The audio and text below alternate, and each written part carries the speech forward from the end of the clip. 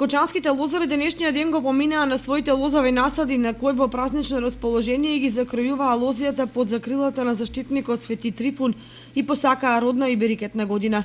На многу лозија соседите организираа заеднички седенки со мезење, вино и ракија, не заборавајќи при тоа да ги залијат и пресечените гранчиња. Празничното расположение се ширеше од лозијата во Ризарско, Зрновско, Бели, Тракање, Кучичиново, Рилчево и други театари во Кочанската котлина. Телевизија Кочане ви пренесува дел од атмосферата на неколку лозија каде се подготвуваа специјалитети на скара и се пиеше од ланската ракија и вино. Денеска на Свети Трифун го закроваме лозјето за да ни даде повише род и берикетно да биде.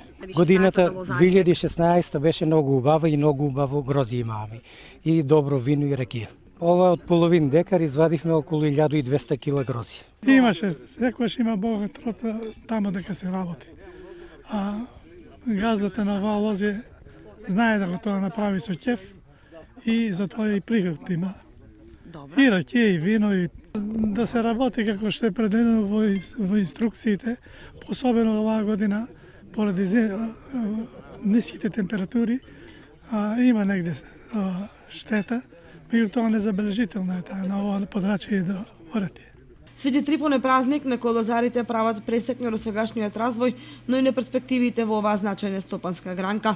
Стручњаците оценуваат дека Кочанската котлина располага со исклучително поволни услови за одгледување на виновата лоза, бидејќи има најмногу сончеви денови во годината, квалитетна почва и еколошки здрава средина.